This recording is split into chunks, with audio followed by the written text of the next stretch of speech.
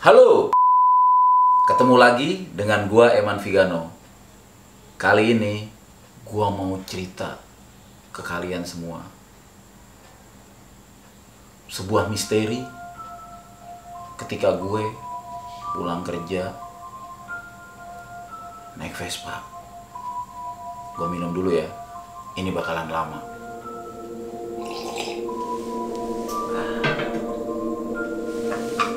Sekitar tahun 2000-an, gue waktu itu masih kena shift malam. Gue kerja di Bandara Soekarno-Hatta. Buat yang tahu Terminal 2 zaman dulu, parkiran motornya itu ada di sebelah gate D1. Gue parkir di situ. Di bawah pohon kersen. Gue pakai Vespa kuning tahun 1964. Gue lupa plat nomornya berapa, yang pasti B.FX. Sebetulnya ada pilihan buat gue pulang jam 2 jam 3-an. Itu umumnya teman-teman itu bertahan sampai pagi, setidaknya sampai habis subuh baru pulang. Jadi biar rame-rame dan suasana juga sudah nggak terlalu sepi mencekam kan. Cuman pada waktu itu gue pengen banget pulang. Gue pengen istirahat di rumah.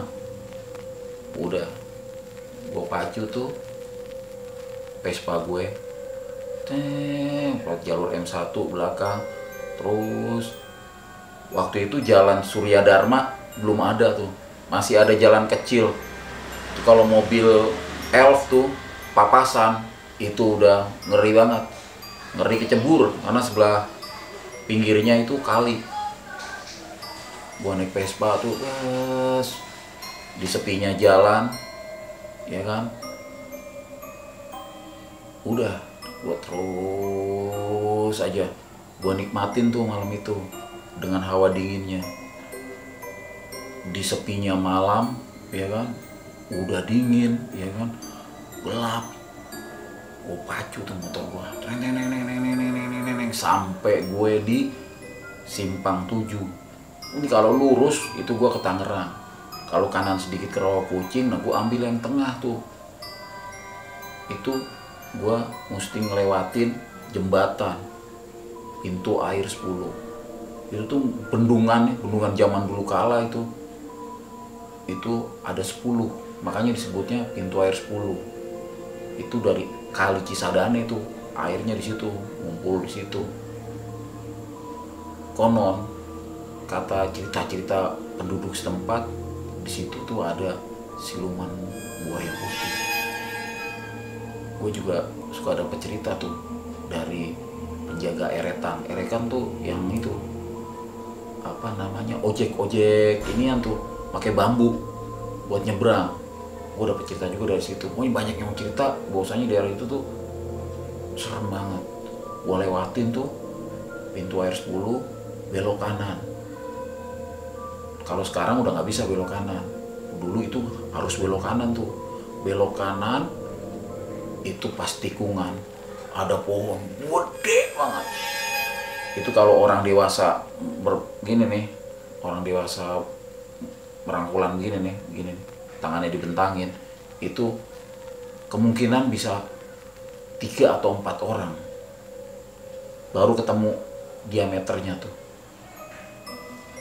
Tikungan, pas belokan, gua nggak tahu nih datangnya dari mana. Tiba-tiba di belakang gue udah ada motor. Belakang, wah, gue seneng dong. Ya nggak, wah ada temennya nih. Ya, gue biarin aja dulu tuh. Maksud hati sih biar dia nyalip gue, mapas gue ngintil tuh dari belakang, ya kan. Ternyata dia mepetin gua mulu nih. Udah, gua kencang sedikit, tapi gua belum gaspol, gas tipis-tipis, cuman agak laju. Dia ngikutin. Waduh, gua deg-degan nih.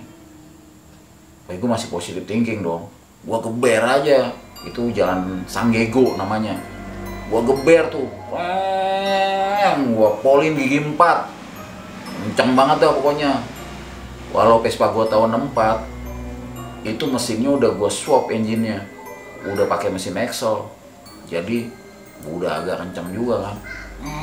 Gue beset, dia ngikutin dari belakang, nempelin terus.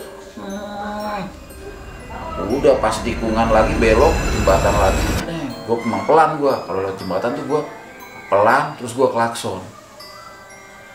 Mungkin teman-teman juga pernah ngalamin kan kayak gitu. Kalau lo lewatin jembatan itu lo klakson.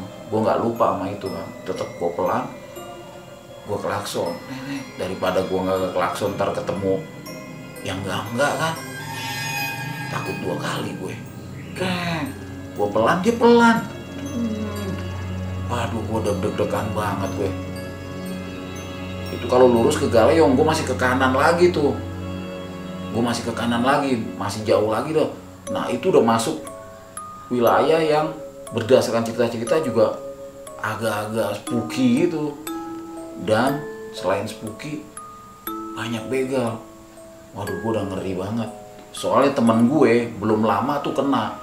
Udah motornya kena, diambil, dia lari, dikejar-kejar pakai samurai. Itu kalau dia kagak menggedor-gedor rumah penduduk, wah udah kena dia, yakin gue kena. Gue was-was dong di situ dong. Wah ini gimana nih? Gue kenceng dia kenceng, gue pelan dia pelan, ya kan? Ini kalau gue terusin, gue ngerinya di depan ada temennya, komplotannya, ya kan? Ngalang gue pakai bambu atau pakai balok, bisa runyem gue. Gue intip tuh dari spion gue. Wah, cuman 1 orang.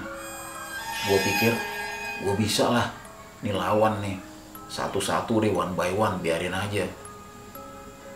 Lagian kan ya, kalau kita mempertahankan banda kita kan, itu kan katanya Syahid kan. Wah udah deh, gue udah nekat aja deh. Gue sih sebenarnya separuh ragu. Soalnya kan gue bawa Vespa.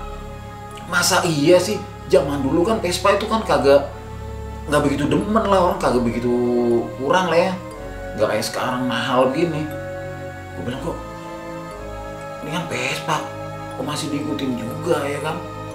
Cuman gue ngeliat ke bawah nih, ke dek, wah gue bawa barang nih, jangan-jangan dia ngincer barang gue. Waduh, gue kebut dulu deh, gue mau ngetes dulu. Gue buka helm, gue buka helm nih. Nah, satu lagi nih tip, katanya kan kalau kita buka helm nih, kalau tengah malam, itu kalau kata orang-orang biar nggak ada yang jahatin kita gitu. Jadi orang-orang yang mau jahat, wah itu anak kampung sini gitu, akamsi. Jadi gue copot helm, terus gue jalan lagi tetap, helm gue taruh tuh di dek, ya kan.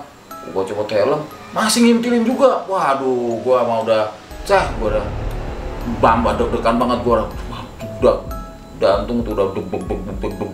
Waduh, gue pelan, gue minggir, gue standarin aja.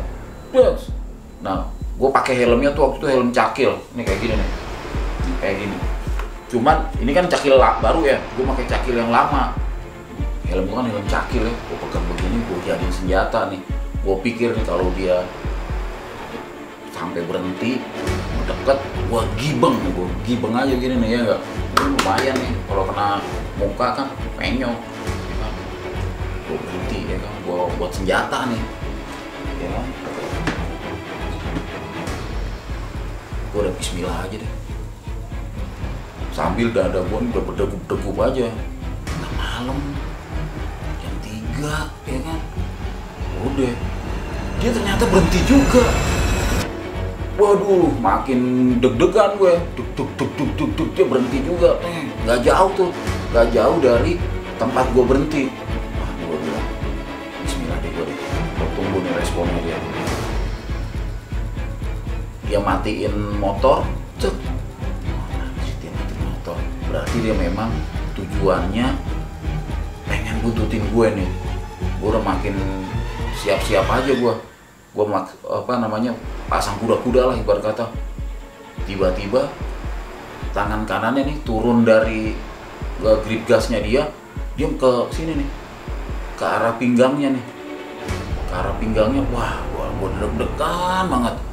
Gue ngerinya nih dia nih narik si bongkok tuh beceng, pistol ya begini, waduh mati deh gue mau bawa, jangankan bawa helm cakil, bawa senjata apa juga gue bakalan kalah gue kalau di door mah, ya kan. Aduh gila, ini apa sih yang dicari dari gue, cuman Vespa ya kan, gaji juga kecil kan, namanya zaman dulu ya nggak, apa sih yang dikejar nih, tapi namanya orang jahat kan, ya nggak, gue nggak bisa ini apa yang diarah ya nggak, dia begini nggak taunya nih dia begini bukan ngambil beceng, dia garuk-garuk perutnya.